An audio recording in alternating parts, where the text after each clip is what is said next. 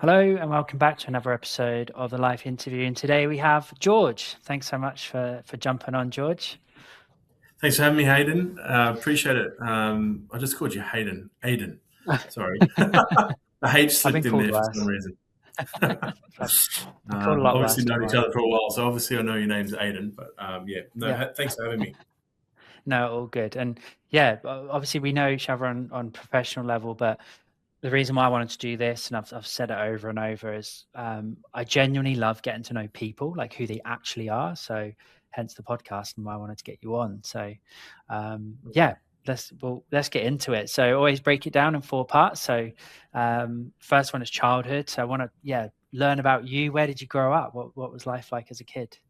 I grew up, well, I was born in Greystanes.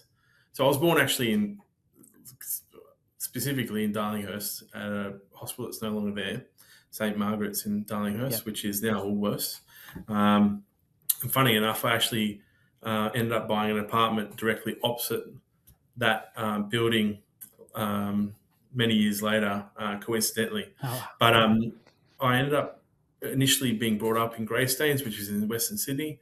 And then we moved to Castle Hill.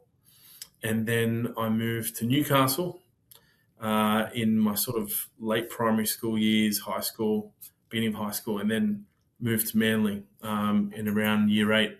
So when I was about, I think, 13, ended up moving to Manly on the northern beaches of Sydney, which was obviously a really privileged upbringing in that regard, and spent my teenage years and 20s being brought up on the northern beaches. So I moved quite a bit. Before the age of 21, I moved, I think, 22 times, I calculated. Um, yeah, moved a lot for dad's work. And I went to 5 different schools before year 12. So childhood was a bit all over the place. Yeah, and was very deep in sport. Was playing a lot of sport growing up as well. What kind of sport? Initially, it was soccer when I was very, very young. My dad was coaching our soccer team, and then my dad's actually an ex-Olympic swimmer. So I got into swimming, um, being brought up and coached by my dad initially down at Castle Hill, at the local pool there, and then ended up being quite competitive in swimming, and then did surf life saving as well, where I competed at a national level, like what I did in swimming, won a couple of national medals, and played rugby as well here in Australia and the UK. That's insane. Yeah, cool. It's a very sporty background. Did you feel like as a kid there was a lot of pressure, and like obviously your dad sounds like he's achieved a lot within the sporting career. So did you feel that pressure to like also, I guess, carry on that legacy? With the swimming, I think it wasn't pressure. I just wanted to be like dad because obviously I looked up to him. Mm. But my heart wasn't really in swimming, even though I ended up competing for many years. But swimming is just one of those sports that's very individualized, and you're looking at a black line at the bottom of the pool for 2 hours a day. It takes a lot of mental strength. The guys that make the Olympics, I have a lot of respect for them because it takes a lot to be successful in swimming, and to have a Yeah. career that goes for 20 years is unreal. Um, but no, I was hyperactive as a kid, so I was very hyper. Needed to put my energy into stuff. If it wasn't sport, it would be breaking the backyard fence or something like that. So my parents had to put me in something to just keep me occupied. So that's what I did. Fair enough. And tell me more about your parents.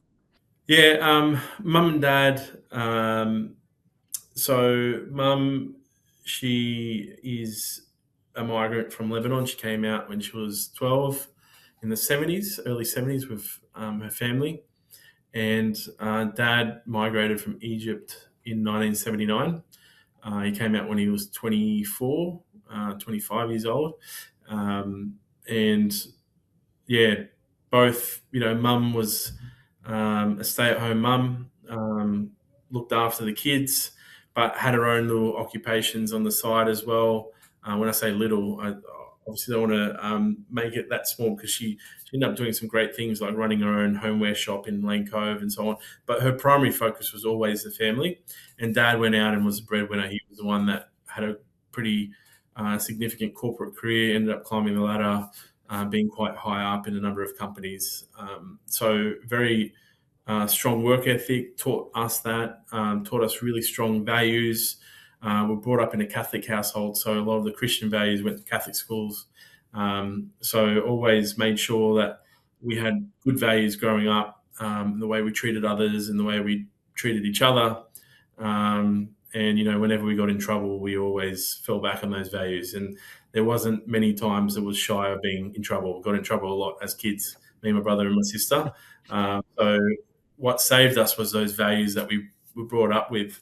I think when you do something wrong, you sort of get that feeling in the back of your chest that's like, oh, I've done something wrong, and that's those values kicking in. So the parents, yeah, they were amazing. They still are. I love them dearly, obviously. Yeah, lovely. And so you mentioned you got a brother and a sister, did you say? Yeah, yeah. So And are David, you? my brother. Yep. I was gonna say, are you the youngest, oldest, middle child? No, I'm the eldest. So David, my middle brother, youngest brother. I've only got one brother. He's the middle child, and then my sister Mary Jean. She's the youngest out of us three, and she was the spoilt one, and I was the one that had to Okay. look after everyone all the time. So, and David's the rebel. So David's the one that gets, does all the rebellious things as we got older, and I'm the one that had to put him It's in line. always the So. middle child.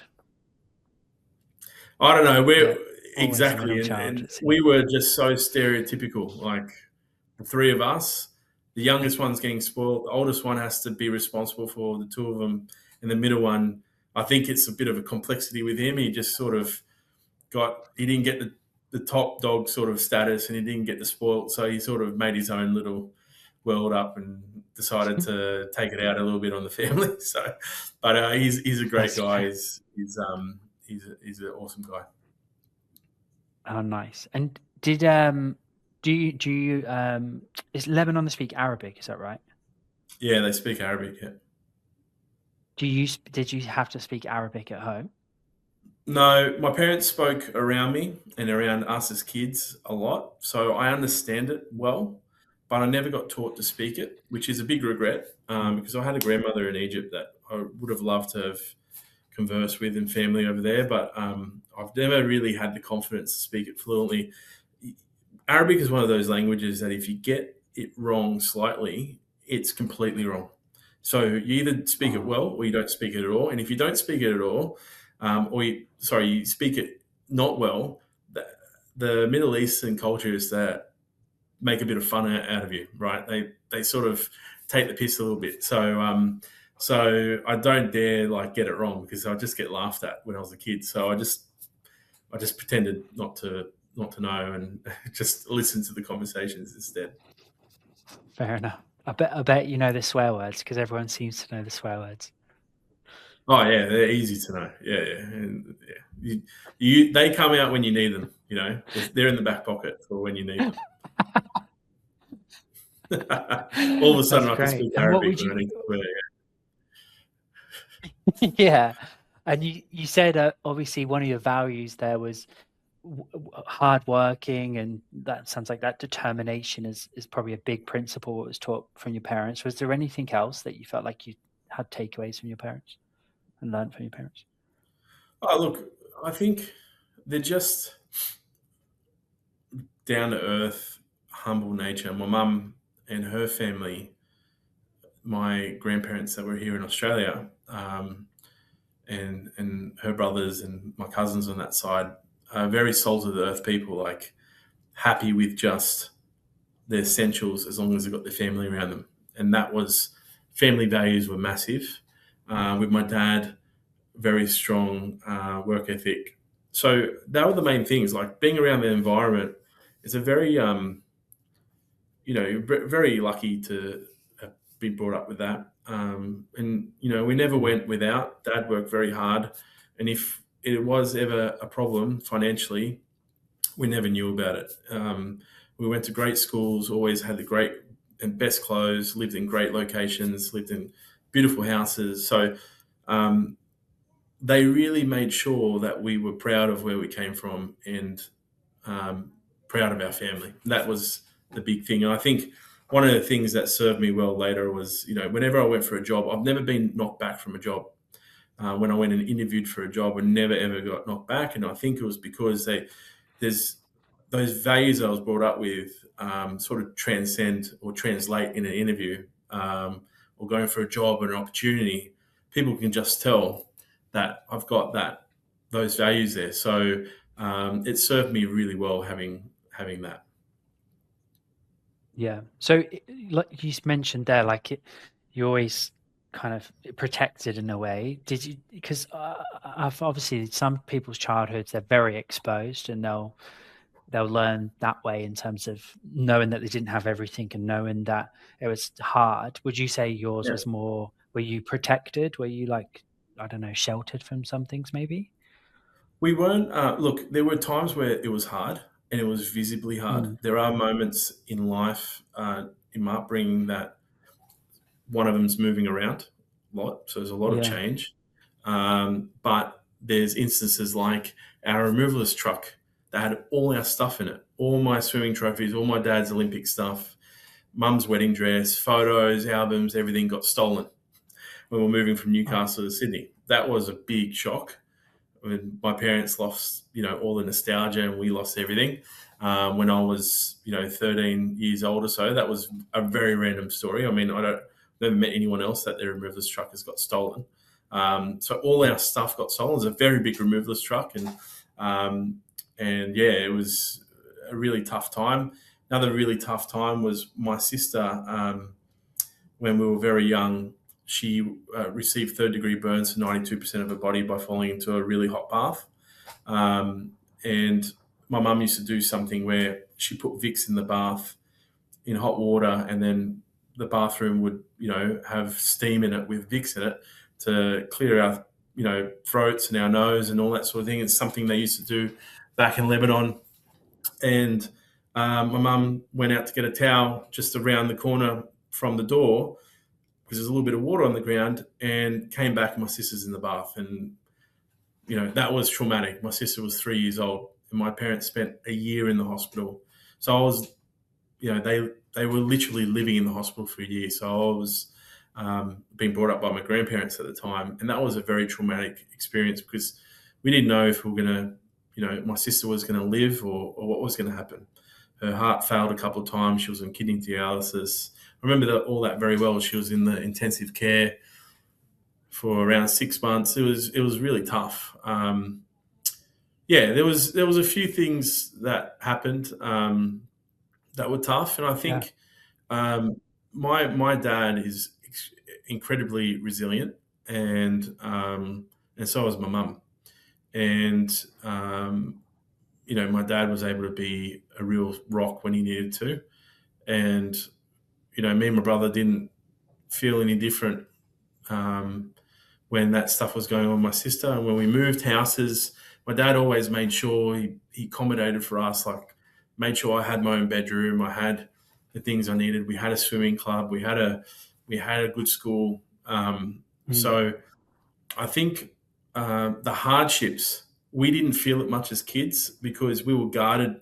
My parents really put themselves out to make sure we didn't feel it, but I could see it, and I wasn't stupid. I can understand what was going on, and I think when I look back at those moments, I have that, I guess,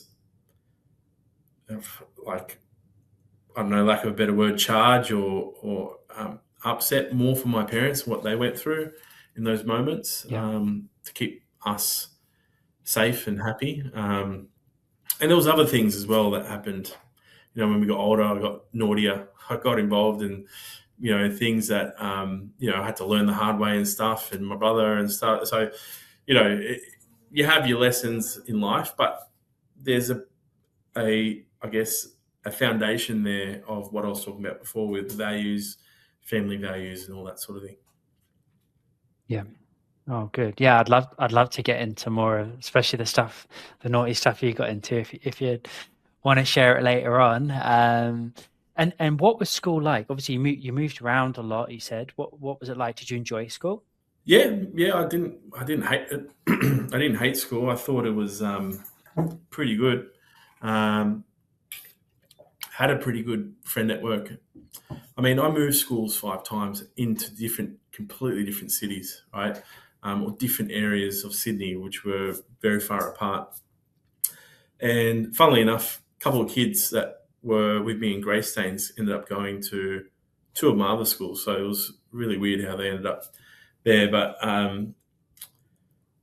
yeah, I never really minded school. The only thing with school was every time I started a new school, I felt like I had to prove myself again. Because I was the best swimmer at this old school, and people saw me as that. I had an identity, and then I had to start all over again. And it was, I go to a new school, and there'll be already a good swimmer there, and I have to beat him at the swimming carnival to establish myself as the best. And I'm very competitive. I'm super competitive. So I had a lot of that. Yeah, bit of a chip on my shoulder, I guess, but Yeah. I think it's hard when you go into a new social environment as a kid. Especially someone who's ambitious and driven and competitive, you don't want to just sit in the background. You want to sort of establish yourself and make yourself known. So I did that in every school I went to, um, Yeah. and it seemed to work out fine. I have friends that go way back in all those schools, um, and yeah, I didn't mind school. I ended up doing 13 different sports in the last school. I was school captain there. I was ducks of the school, captain of the first 15 rugby team. So yeah, it was a Wow. good experience. So you'd say you probably hung out in the cool groups, the cool crowds. Well, the last school was it had a small year group. So we had Yeah. about 60 in the year group. So everyone was mates. It wasn't like it was an all Oh. boys school. Mm. Um, we just had a small year. The years after didn't have, they're at 150, 200 now. But our year was quite small. Mm. And so we're all mates. There was no cool group. Like Oh, okay. everyone looked out for each other. I think in boys' schools in general, we don't really have cliques. You either don't like someone or you like someone, and if you don't like it, you don't like them, you sort of stay away or you sort it out. You know what I mean? It's not really. There's no clique. There's no Yeah. cool group. I think I did go to a co-ed school, and I noticed there's a little bit of that going on. I was probably more in the. If I was to put myself in a group, it was probably more the Hmm. sporty group. So the guys who are into sport, surfing, swimming, Mm. BMX, all that stuff, playing footy. Yeah, I'd say I probably hung out more with that group of people. Yeah, nice. I remember kids at my school, they're like, "Oh, I've got PE today." And I'm like, "Why are you moaning? It's like the best lesson of any Yeah, lesson at school." That's how I used to see it anyway. yeah. How good's PE? And Yeah, PE is the best part of school. yeah, missing out. And were there any significant friends or somebody you looked up to as a child? I think my swimming coaches and my surf club coach, a couple of them really made an impact. There was no real teachers. There was Mm. a school principal that was really cool, who ended up becoming school Yeah. captain under, and a vice principal at the time at my high school. Um, but I would say my swimming coach when I was in Newcastle, so between the ages of 11 and 13, and then surf club coach from about 13 to about 19. Um, they had a lot of impact on my life. Didn't just teach me about how to swim or how to be a great surf lifesaver. It was around how to be competitive, how to be the best, how to win. Also taught me a lot socially. Um, used to go away with these guys and hang out. So it was, you know, they became like family, and Mm. today I'm still in touch. And Really? oh yeah, yeah, yeah. And yeah, they're like family. So it's you learn a lot from these guys, and my Yeah. swimming coach. I was 11, he was 23, and then when I was in the surf club, my surf club coach was about 27, and I was like 14, 15. So they were in that next stage of life where I was sitting, So I looked up to him a lot. But my swimming coach, I was training 11 times a week swimming. So morning and night, 2 hour sessions each session, 8 kilometers, up to 8 kilometers in a session when you're 11, right? And our squad was basically the people who were going to go and compete in the Olympics. It was like that level of training. So this guy, Cameron, he used to sit down with us and work with us like we're elite athletes. And we're like 11, 12 years old. And my parents never did this to me. I was the one taking myself there. My parents were just encouraging me because I kept saying I wanted to do Wow. it. So my dad would get up at 4 o'clock in the morning, drive me down to the pool. But they kept saying, if you want to stop, stop. I just kept going. So Cameron taught me a lot. Then Damien from my surf club taught me a lot. And then you end up having friends within those circles that you learn a lot from as well. So Yeah. yeah, it was great. Yeah. They were great mentors. It sounds like a very happy childhood, in terms of, especially, yeah, the sports stuff as well. And it gives you that principle of, I guess, winning. But I think what's important as a kid, and I don't know, I think sometimes kids don't have this anymore, is understanding what losing looks like and how do you learn to lose and how do you cope with that. Like I've heard Yeah, now, yeah, like some competitions, kids will get medals for like participation, and I'm like, no, you lost, and that's life. Like sometimes you just don't get stuff, and that's how you have to learn to live with that. So I think it's really important. Oh, big time. Yeah. I mean, exactly. Life isn't made like we're not. Like, there's this whole thing that we're equal. We're equal in terms of what rights we have, but sometimes in circumstances we don't end up in an equal position, and you have to make the best of what you've got, and also live with the outcome and learn from it. And that is, I think, fundamental to anyone that's successful is learning how to deal with loss and failure. Failure is part of success. So if you're not going to fail, how are you going to succeed? So these kids not learning failure, um, yeah, that's not going to teach anyone anything. Damaging. Yeah. Yeah, for sure. And what did you think life would be like as an adult when you were a kid? Oh, I that's a good question. You always couldn't wait to be an adult. You always like wanted to be an adult. I um I took I wanted to grow up really fast, and when I got to 17, 18, I was trying to be a lot older than what I was. And I think I always felt a bit older than people hung around in general. Yeah. So I thought being an adult was, the opportunity to live your life and see what potential you have. Um, I guess that's what it was the freedom to live out of home, go and get a degree, get a great career, and see what you can achieve. That's what I probably saw adult life was. Hmm. Yeah. Okay.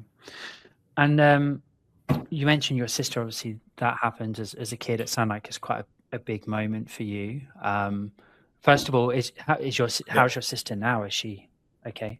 three kids on the Gold Coast, happily married, amazing life, senior position in an organisation, doing amazing.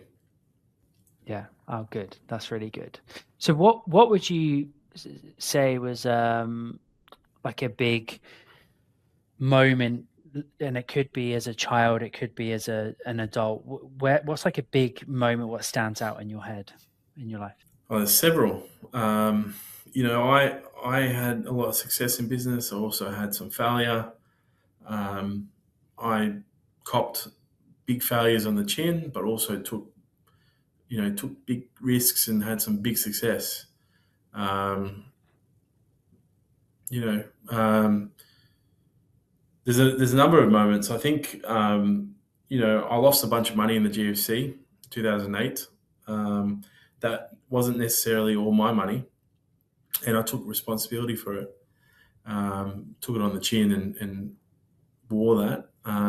Also sold a really big business that I built from scratch by the time I was 25 in 2010.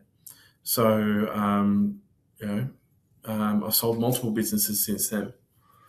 Um, so business life was a big, I think, learning curve, like the whole stream of business, Mm. as well as, I think sport as well, going to play rugby in the UK, some of the national medals I won in surf life saving, and um, all these moments where I trained really hard and put a lot of work in, because there's a lot of work that goes into this stuff. And I think that's what makes failure hard, because you put a lot of work in and then you fail at something.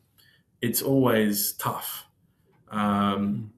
so having to deal with that at a big level is tough. So yeah, Yeah. No, it sounds like you're a big risk taker.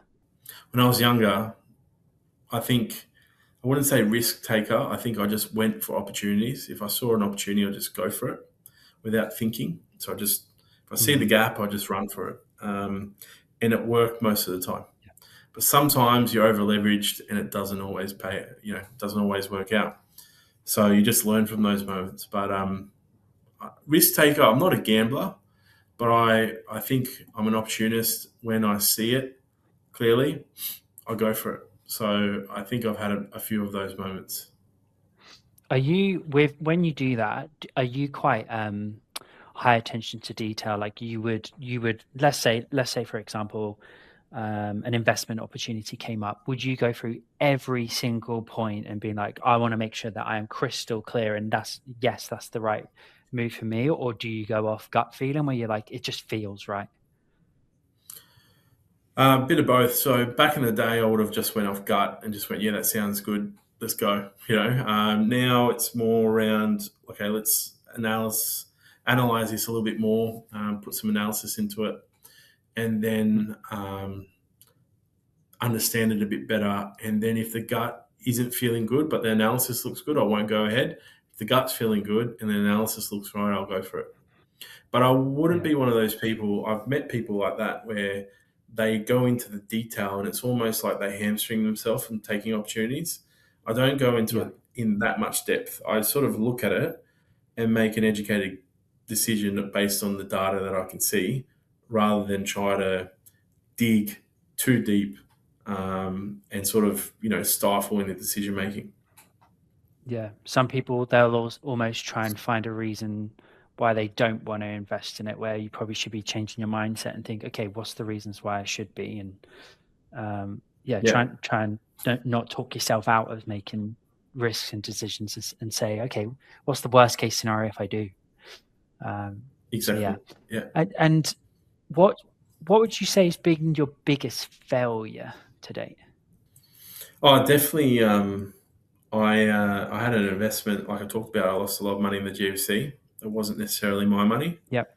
and I made I was 23 years old, over leveraged in the market, been doing really well with my investments, and October 3rd, 2008, got taken out of the market, and that was tough.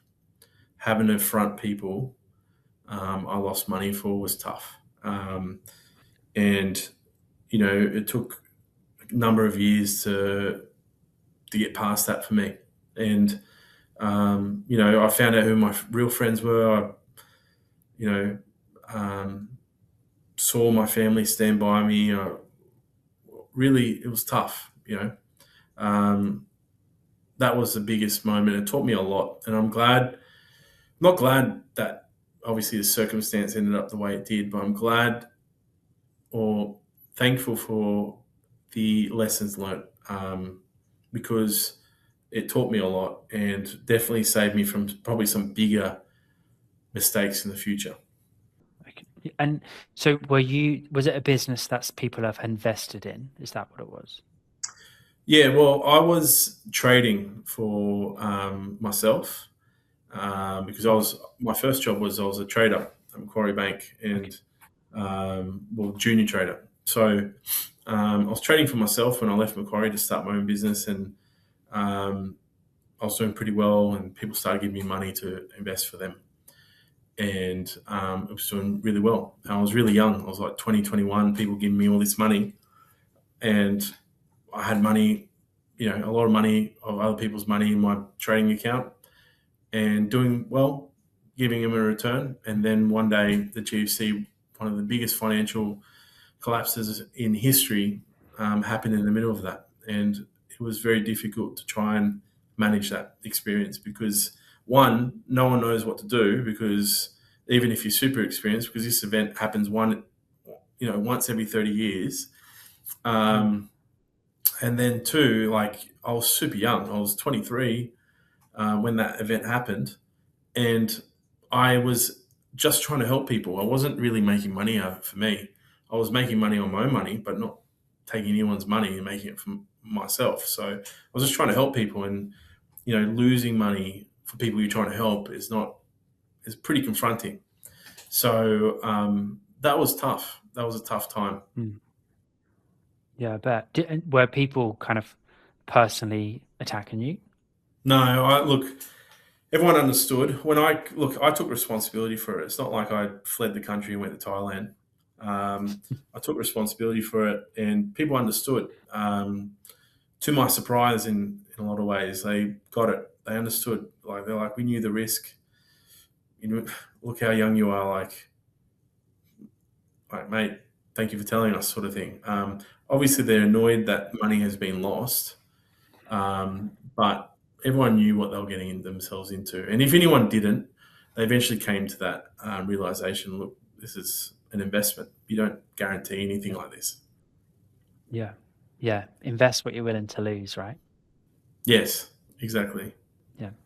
And you sound like, and when we've worked together, like you face everything head on. Have you always been like that? I think so, yeah.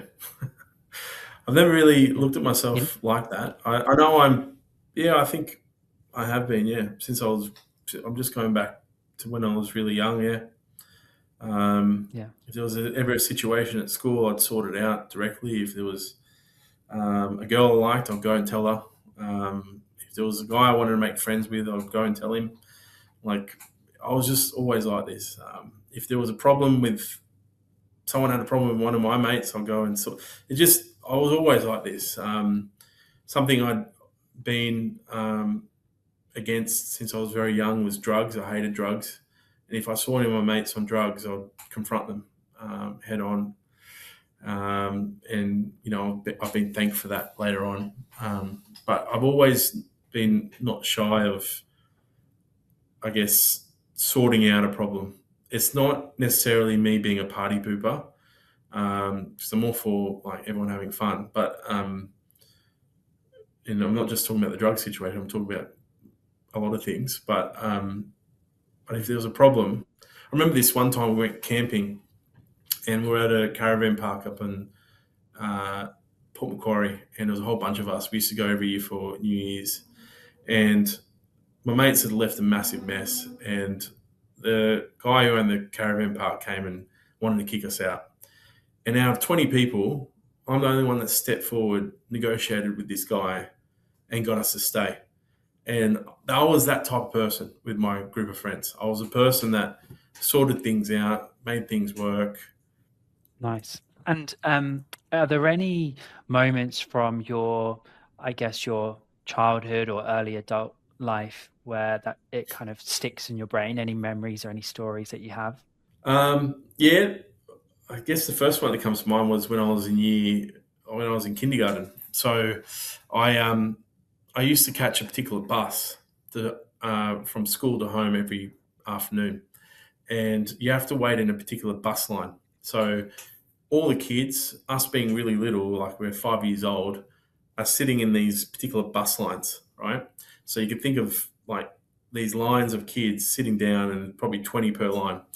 And I always wanted to know where the other buses went. And I assume they always ended up at my place. because I'm just so like fucking center of the universe, right?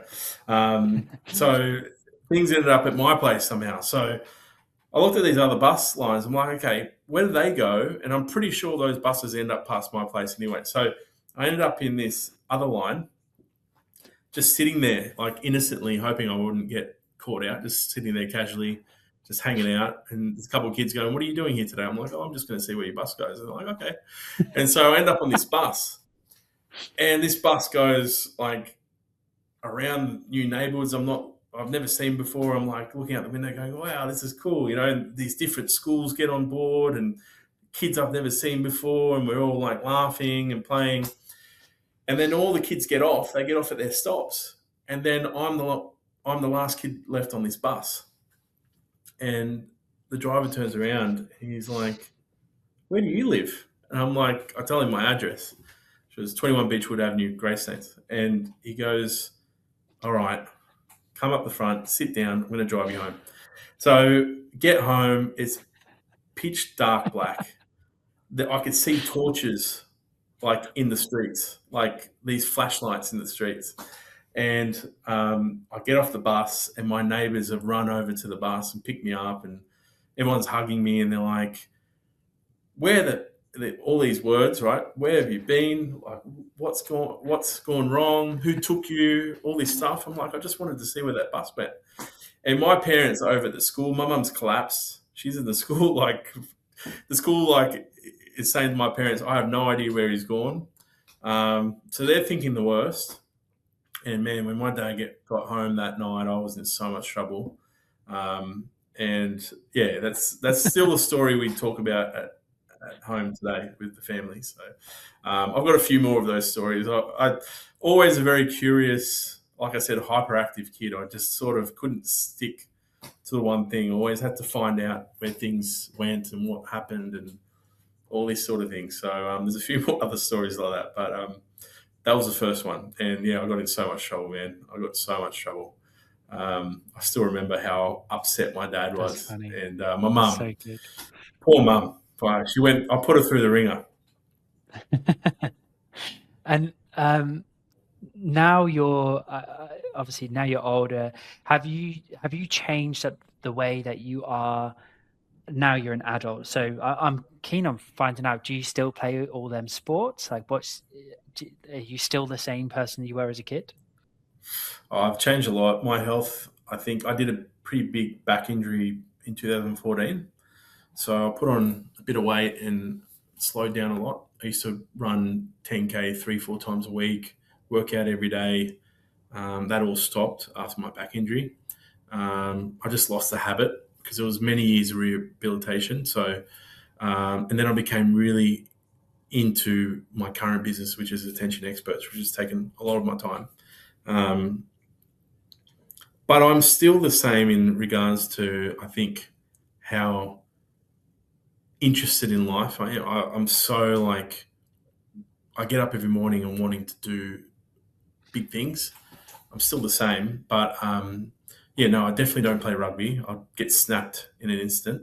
I don't really surf as much anymore, and swimming I haven't done in a while, and I want to get back into it. But I need to get back into my sport, and it's something that was a big part of my life. You're right, and it's something I do crave getting back into. Yeah. Swimming's not, I remember like when I was a kid, swimming's just not really a massive thing because we don't, like we have beaches, but they're not ones you want to be swimming in it anytime soon. But yeah, it seems like just a nice, and it's not heavy on your body. It seems like just a nice sport to do. In terms of a sport to do, yeah, it's brilliant and it's great on your joints and all that sort of thing. It's got great health benefits. Competitively is a very tough sport, very tough. Mm. But like just as an exercise or recreational sport, 100%.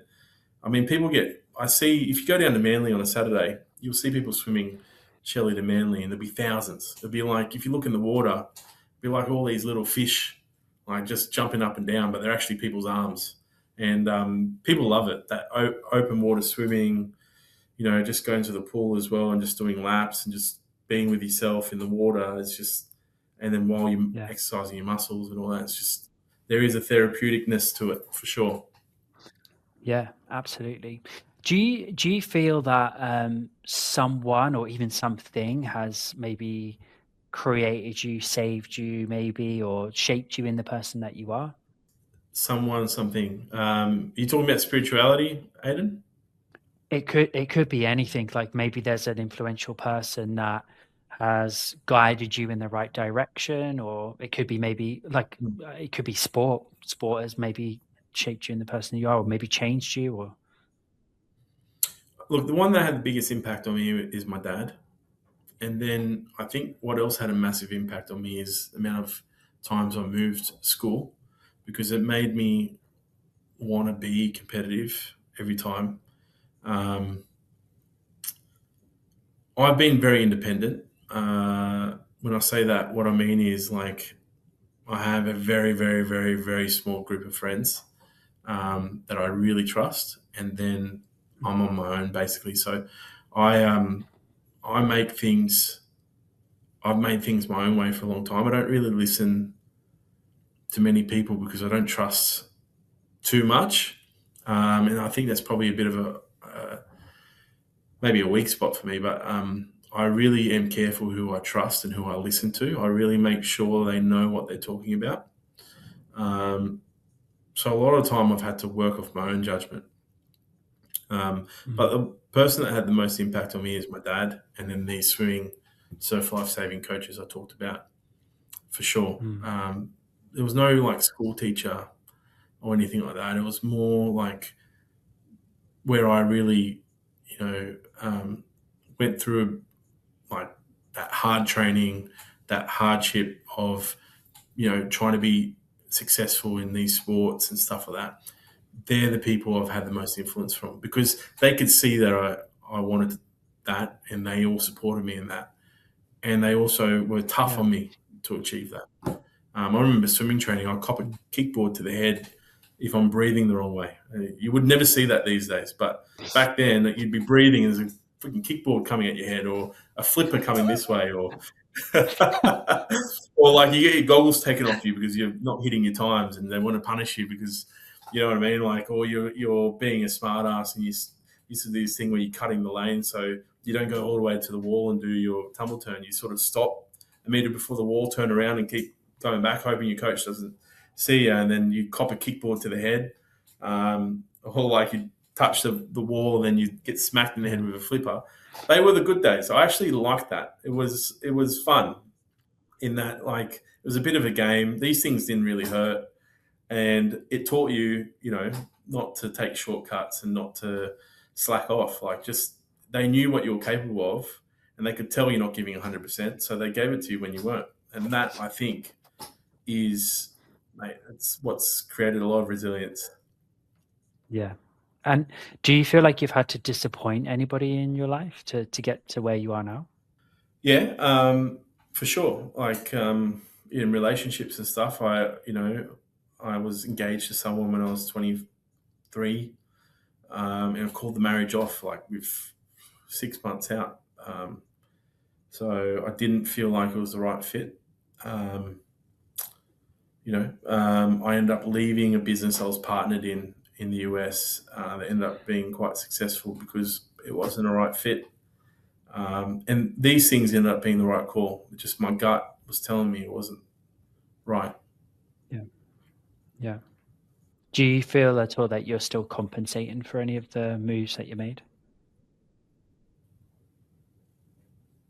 Not really. No, it's been a long time now. It's probably that last one was probably 15 years ago. So it's been a long time. I think for a number of years it was probably you were having to deal with it, and any Mm, fallout, but ended up being the right move. And nah, it's old news now. It's way in yeah. the past. Yeah. What made you, that's super interesting that so you're engaged. What made you kind of decide, no, this is not right? I was in LA, starting a business over there, and I looked in the mirror. I was 25, when I made that decision, and looking in the mirror, and I just looked exhausted, and I can tell that this person wasn't the partner I needed. It wasn't someone that was energizing my life. It was someone that was actually and a lovely person, but wasn't adding. It was sort of taking away. Mm, Um, so I knew it was going to be the wrong decision. yeah. And in moving forward to present you, who who would you say like who are you now? Like how do you feel about yourself? Are you happy with yourself? Are you scared about anything? Or yeah, how do you feel about yourself? AI scares the shit out of me. Um, yeah, I mean, when you say you're scared of anything, I think that's some of the stuff I'm scared about is where this world's going with some of this stuff. Mm, Um, but that's more broad. But I guess with myself, am I happy with myself? Yeah. I think I'm very proud of what I've achieved with Attention Experts, in particular, 10 years of business now. It is one of the toughest business, or it is the toughest business I've been involved in. And it is probably the toughest business. And I know, Aiden, you'd have some reality on this. When you're running your own agency, when you rely on people, it is tough because mm, people are very unpredictable, and I think there's some question marks around people at the moment in terms of the general populace um, in the talent pool out there. But that's not to say that some absolutely brilliant talent and ability to hire great people. It's just I think it's a lot more um, challenging than it used to be. My first business, which we grew into a very successful business, used to be able to hire people like this and just pick people in an interview. And now you have to go through personality testing, 2 or 3 interviews, scrutinization, reference checks that are quite deep, and then it's just, and still you'll get it wrong, right? It's like the talent pool is definitely a lot harder. So in saying that, it's a huge achievement to create an agency like Attention Experts. It's been 10 years in business, has offices around the world. It's worked with some of the biggest companies in the world. Building a people-led business is tough, um, and and to be in business 10 years these days, I think is so. I'm very proud of that. It's blood sacrifice and tears, but in terms of my values, I'm very proud of my values and what I've been able to uphold in my life and make sure that if I've ever done anything wrong, I always take responsibility for it pretty quickly. Like, I don't mm, let it sit there. I don't run away from it. I always front up and take responsibility for it. And I think, anyone can give me a call. If they've got a problem, they can give me a call and I'll always have a chat about it. mm, Um, and, I'm not saying there's heaps of people doing that, but let's say with a client in business, like, we might get it wrong, right? As it happens. And those clients, any client can call me at any time and we'll have a chat and it always ends up well. So um, I think, yeah, I'm pretty proud of where I'm at and I'm very ready for the future, whatever that may be. It is a bit daunting. It's a bit of the unknown because there's so much happening and there's so much advancement very quickly. mm. But being able to tackle that head on, I think is the key here. Is just got to go for it. Yeah. I think you're like we've obviously talked about on the business side as well about your business and how it's run. And I've said this to you before. It's I genuinely find it exciting that because you're always willing to give things a go. You're always looking for new ideas and improvements. So it's great working with you because I'm not even in the business. Like I'm kind of on the side, but yeah, watching from the sides is exciting. So I don't. Yeah, I think whatever happens with this AI, I think you'll be well on top of it. I don't have any doubt about that at all. Um, I hope so. Yeah, thanks, mate. and what would you tell your past self? Like, if you could give a message to your younger self, is there a message you would give? Yeah, definitely. I think I have recently given an answer to this. Someone asked me a similar question not long ago. I would definitely say to 18-year-old George, like, savor what you've got, like, know what you've got um, as a person. 18, 19-year-old George was extremely talented, um, had the world at his feet, and was able to do anything he wanted. And I think I rushed into things thinking that I had limited time and I needed to achieve today rather than go and enjoy the world, travel a bit, look for vast experiences, and then, a bit later on, consolidate all that understanding and make decisions from there. But instead, I sort of went headfirst into life, and I think I'll tell that George, hey, there's a lot more to gain from just taking a step back for a couple of years and just going and exploring a little bit before you have to tackle everything, because you've got plenty of time. You're not even a baby. You're minuscule at this point. You're not even starting. So I don't even think you're starting. I think back then I had this idea that I had to be someone there and then. Um, and I think that's the biggest lie I told myself is, Yeah. yeah, definitely. I don't think it created damage. There's a lot of things I gained from that, but I probably could have done a lot more in terms of my own self growth and personal development and experiences if I just decided to go for the experiences first. Mm. Did you have an ego as a kid, do you think, when you were younger? I definitely thought I was the best. So yes, I think that's the answer. I don't think it's I a terrible thing to have when you're that age. I agree. Actually, whether you're joking or not, Aiden, I actually agree. Like, mate, because No. I was school captain and captain of the football team, then Darks in my school, national champion at surf life saving, playing rugby at a pretty high level. Got into had got into a great degree at university. I thought I was fucking king shit. And sorry for my Yeah. language, you can bleep that out. No. But No. I thought I was the shit, and so it definitely got to my head, 100%. And people were telling me I was the shit. Like it was just, Mm. it wasn't. Yeah, my ego definitely was inflated, 100%. It's if you have that balance of, I don't know, because I always think about it's not definitely not a podcast about me, but I always think like if I just had a bit more confidence in myself and actually said, "You actually can do this. You're actually really good at what you do," I probably would have got so much more done. So it's actually, I personally Right. find it quite refreshing and nice to hear someone go, "Yeah, I was a shit," like 100%. It's nice. It's Yeah, good to hear. I think, look, I could have, and that's the thing that if I had a bit more humbleness, I probably would have went and travelled for a Mm, couple of years rather than going and starting a company when I was 20 or going for a job at Macquarie Bank when I mm, was 19. I would have went and travelled.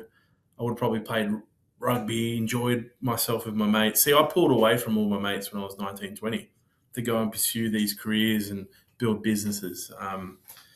So, yeah, I had the confidence to do that. No one else my age was doing it. But at the same mm, time, I missed out on a lot, I think.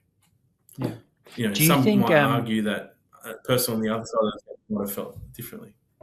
mm, do you think that you made them choices, or do you feel like something? I always ask this question: do you think your life is written for you, and what happens is just your life? That was your story, or do you think that you made them choices? It was your control, your decisions. Maybe you had a Yeah. couple of pathways where you could go. Do I go this way or that way? But ultimately, you're in control. Oh, 100% I'm in control.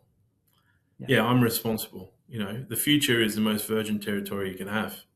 You make your decisions, and your decisions have consequences, and you are the captain of your soul, so to speak, of your destiny. So you absolutely are in control of your future, from what you can control of it. If someone decides to drop a nuclear bomb on Australia, I don't really have much control on that. It sounds quite drastic, but there's things I can't control. But what I can control, I Yeah. definitely have say in that. And there's no one else that's written this for me.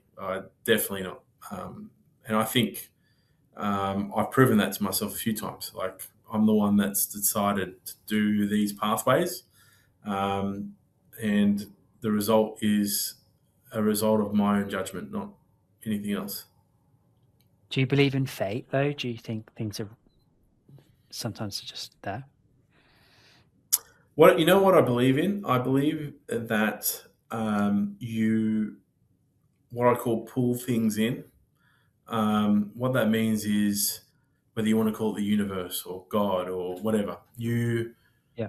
pull things into your life that you unconsciously or consciously put out there. and that fate is what you've probably been wishing for at a very, very, very deep level, and it comes to be, right? So, fate, whether it's meeting a partner or ending up in a certain position in society or whatever, these things have been proposed by you a long time ago, and the chances are that you'll end up there at some point. Now, that sounds very individualistic because I'm saying you proposed, but you're working within a fabric that's much bigger than you to allow that to happen. So, um, I think that's what genuinely happens is you've asked for something a long time ago. You probably forgot about it, but it happens, and um, that's what that fate is potentially. Do you think you'll know so much more because you're all in this world? So, do you think there are people at the top of this world? I don't know who, like, yeah, I don't know, you Donald Trump's or somebody. Do you think there's like a group of people who controls everything and it just gets filtered down? So, and then we put obviously social media campaigns out and we put it in people's faces because everyone's on their phones. Do you think it's that, or do you think it's just an algorithm? Well, social media is an algorithm, or someone else is controlling what gets put in front of us on social media.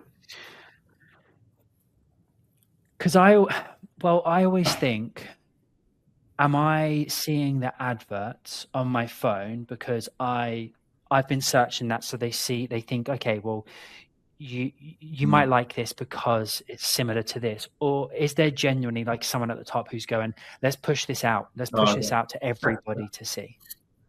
Oh, for sure. Like, there's a dialogue that's being pushed, 100%. Mm, Um, Now, I know with Meta that it works in a silo, an AI silo, but what that AI is fed to be weighted towards, don't know. I know in TikTok they decide, a human decides what content gets seen first. It's all in Australia. It's all done out of an office here in Sydney. Um, so there is an intervention in the dialogue for sure around you. When we just talk about social media, 100%, that's very likely what's going on. mm. Yeah, I find it interesting. Is like, are we all being? I'm probably thinking too deeply here, but I always think like, are we being pushed into a Truman society? Show Like, are we? situation. Yeah, like, are we being influenced by a group of people? Like you hear I can't remember their names, but there's a few people in the world who own hundreds of businesses and they're all Right. umbrella down, but you don't realize that they own them. Are they the ones who's actually like pushing this agenda of what a normal society looks like? Well, that's much deeper than social media now. That's going beyond, and that's been something that's proven to exist for a long time. I mean, that's something that's existed for a very, very like if you control the dialogue in society, you're in control, right? If you control other people's realities, you are in control. So, 100% that stuff's being attempted to be done. Whether it gets to everyone, probably not, but whether it gets to the masses or not, Mm, 100%. There's many occasions, not just now, but throughout history, for thousands of years, where that has been controlled, and that's yeah. usually done by someone who's very scared at the top of anyone finding out the truth about something. So, Mm, you're always going to have those people, and yeah, for sure, that happens for sure. That's my opinion. What do you think, yeah. Aiden? Um, Still trying to figure it out, I think. I think that like I've gone through my own journey of like, what does normal actually look like to me? Like, Mm, what is a normal day to me? I talk about this a lot, and then I see mm, other people in the office, and I'm like, no, that's not actually how I want to. Just little things like, actually, no, I don't want to stand in a boardroom and someone present to me on a screen. I just want to go for a walk, actually, and I can learn that way. Like just little, and I'm like, oh, that's okay. That's my normal. And then I'm like, who yeah. told me? Who told everybody that we have to go into this big boardroom and do this big present? Like, and my mind, like, that's maybe it's the ADHD, but I think about all this stuff and a bigger picture of what normal looks like. So I'm still trying to Yeah. figure it out. Do I think that there's one person? No, but I do think there is probably a big collective of people who, yeah, they're probably having a big sway on what the normal looks like. And different 100%. countries, like you go to China, completely different culture and lifestyle. So, yeah, Yeah. Yeah, it's very interesting where things come from as well. Like the engagement ring was created by the De Beer family in the 1930s to convince people to buy more diamonds. You know, believe it. the Santa with a red vest was started by Coca Cola. I I mean, saw, yeah, you and know, there's Kellogg's most oh, you important meal saw of the that day is video about breakfast. Kellogg's, yeah, yeah, about breakfast, and so, mate, the reason why we have breakfast, right, is because of them. Um, Yeah, there was no breakfast before that. It was just the way in which we live is for the vested interests of people that it benefits for sure. yeah. Sounds like a capitalist world. I sound like such a conspiracist. Oh yeah, I mean, uh, there's so many angles, mate. You can go at with this. It's probably another podcast. It's like yes, it it's a won't. lot. I'll move on. What would you say? What are your values and principles? I think my values, as I've come to know them, is integrity. Very Mm, important. Understanding what that integrity is. See, the word integrity is an interesting word. The word integrity is formed of two words: integer, which means whole, as in whole number, and then ity, which means to be. So to be whole, right? So when you say the ship's integrity was compromised, we're talking about a boat. The ship's integrity was compromised, meaning that the whole of the ship no longer exists. It's been compromised. It's been chipped away, or it's been put a hole in, or something. So your integrity is what you are as a whole, right? What you actually are, and understanding what you stand for and who you are is you holding your integrity, and that integrity is more important than your own physical life, like your own mm, life, because if you let go of that integrity, you're nothing. So that's a big value of mine. I don't let anyone sort of tell me what my integrity is. It's mine. It's what I own about me, and I really value other people that have that same viewpoint. And I was telling my team earlier this year, you know, you don't have to be liked. You just need to be respected, right? Not It's not possible to be liked by everyone. Someone's going to find a problem, but the way you hold respect is yeah, by holding your own integrity, by doing what you know is right, and being capable at things, right? And respect is what gets action towards you from other people. So you don't need to be liked. Don't go for being liked or admired. That's silly. Like, that's so subjective. um, you're not going to be able to achieve that. What you can achieve is you holding your integrity, and people are going to respect you even if they don't like you. They're going to respect you because you do that. So I think that's the most important value I can ever teach my kids or anyone that's close to me, is mm, you've got to hold your integrity. And am I perfect at that at all times? No. But how you reestablish your integrity is by fixing it if you've ever broken it. So the way you fix it is by taking ownership, being responsible for it, knowing that you caused it, no one else, and then being able to repair the damage. And that's what it is. That's what it's all about. I think that's really a summation of my values. Is that.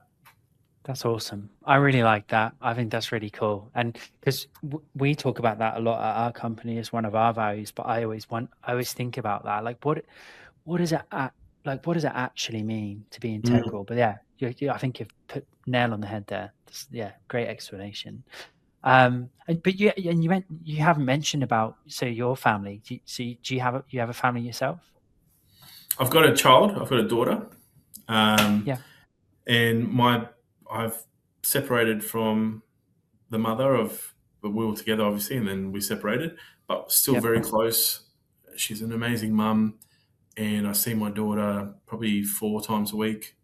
Oh, I'm going away to the Gold Coast with my daughter, who's 3.5, with me this weekend.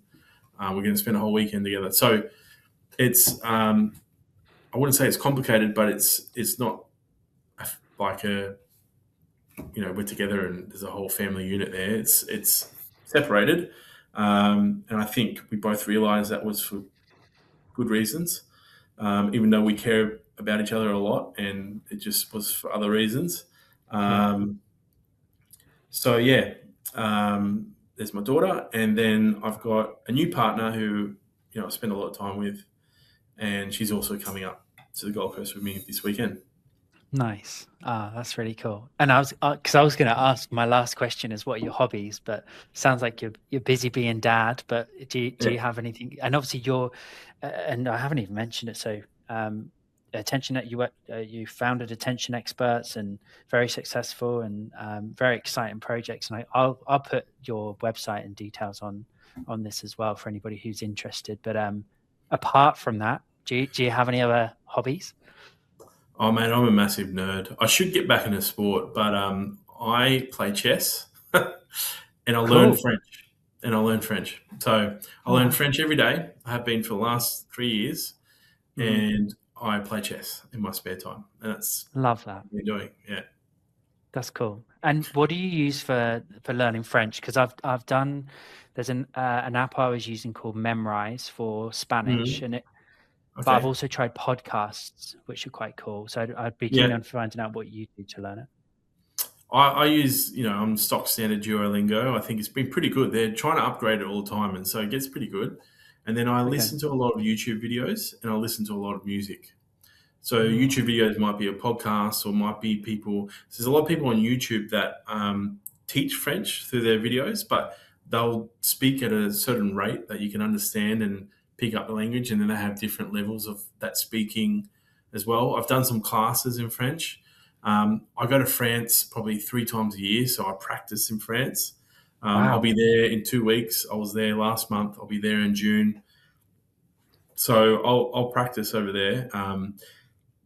Last time I was there, I only had one person speak back to me in English, so that's actually an improvement from last time I was there. They're like, It's always oh, he embarrassing. It's like, come on, mate, just speak back to yeah. me in French. Why are you speaking to me in English? He's like, he So don't really understand, or we'll go back to English. yeah, yeah. Well, I think the French, they're funny bunch of people. They sort of look at you like, why are you trying to be like us, right? They're like, you go to Italy and you try to speak Italian, they go bravo, like they get happy, and like in Spain they get all happy, like oh wow, and, you go to the Middle East and you try to speak Arabic, they'll have a laugh with you and get happy that you've tried.